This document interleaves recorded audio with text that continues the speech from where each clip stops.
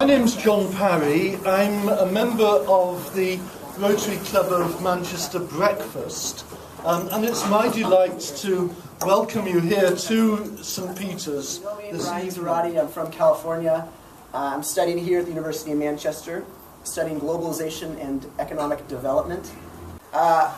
Basically, this idea came out of a relationship that I have with one of the local Rotary clubs, the Rotary Club of Manchester Breakfast. They meet in the mornings here in Manchester every week.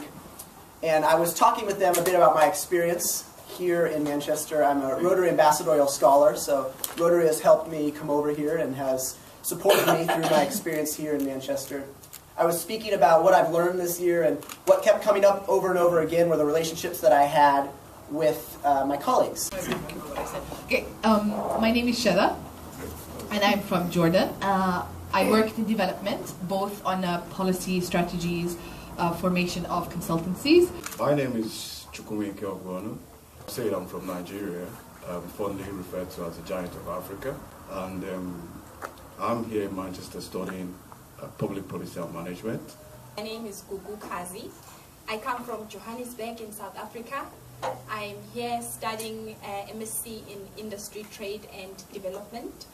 My background is varied. I'm a social worker. I've worked in a number of communities within South Africa, mainly in the field of childcare and My name is HIV. Zhiqing Liu. You can also call me Harry. That is much easier. I come from Chongqing, China.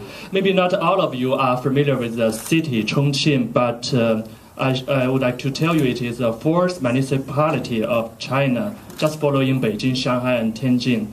And what is amazing is it's a very big city with a population of 30 million, which is the population of Canada. Okay. Before I come to Manchester, I work in the Chongqing Foreign Trade and Economic Relations Commission. My name is Karel Kuppers. I'm studying Industry, Trade and Development, like Google. I come from the Netherlands, but I've spent most of my professional life outside of the Netherlands.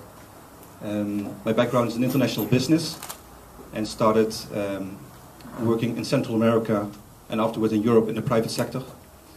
After a couple of years, I moved to the world of development cooperation when I joined the United Nations Industrial Development Organization in Colombia. Themes.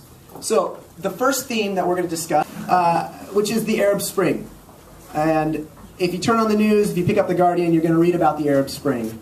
And what kind of change do you foresee in the Middle East, North Africa, or the MENA region in terms of governance, economic development, and the relationship between this region and the rest of the world? So once people saw what happened in Egypt, what happened in Tunisia, that sort of ignited the hope, let's say, within countries like Syria. Finally be able to stand up and genuinely protest against a regime that's been running for years is remarkable. And the media has had a tremendous cycle of revolution, from normal print to social media and online sites, has been driving this kind of change in terms of attitudes and things that you can and cannot say. But still there is a line that you can't cross. In each country that has been now involved in this revolution,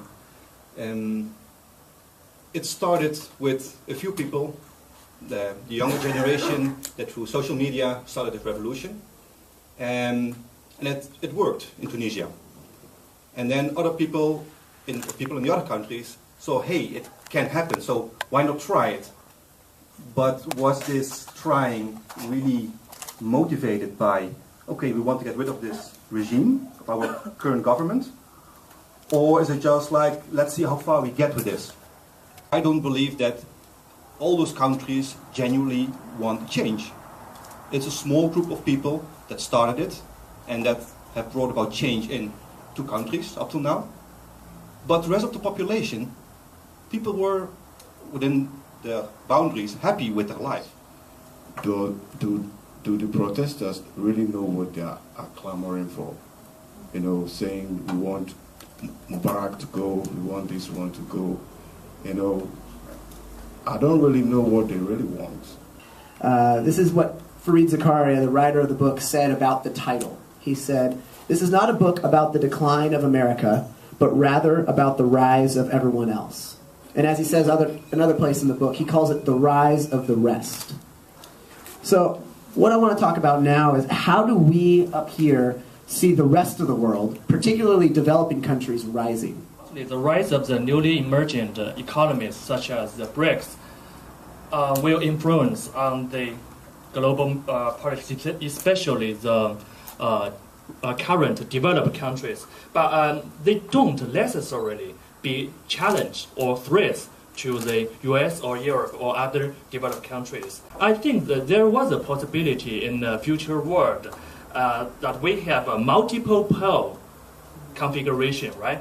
Such as US is a pole and China is a pole, or even Europe, Japan, even Brazil, India, or American countries can also be a pole. So, which is, what is the psychology of the rise of the rest? Specifically, how does that affect the way that Americans think?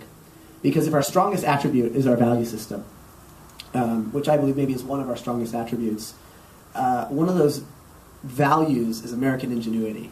This idea that we're entrepreneurial, that we can create things. And I think that there's a real humbling period coming towards my country. And I think how we respond to that is going to be really interesting. And I'm very hopeful that challenge is going to spur more innovation and that we're going to be able to tap deeper into that American Yankee ingenuity. People are looking into how even development can take part in environmental things, where countries can benefit from carbon trading, and countries can actually help reduce the amount of carbon that's been produced by developed countries through getting aid or through getting development. There was a discussion around the issue of environment. So for all of you as students, for whom will the environment play a big role in their future or in their careers? And if I'm not mistaken, I was the first one to say out bluntly, no, it will not be an important issue for me personally in my career. I travel a lot, I fly a lot, and I'm no way bothered by the effects that might have on the environment. It's something that will be part of our lives. It is part of our lives and the careers that we'll have. But for me personally, it will not be a major issue. I will not change much of my lifestyle in order to contribute to a better environment. Thank you for joining us. Thank you for your thoughtful questions. And thank you to Rotary International for helping organize this event and for the work that you do around the world.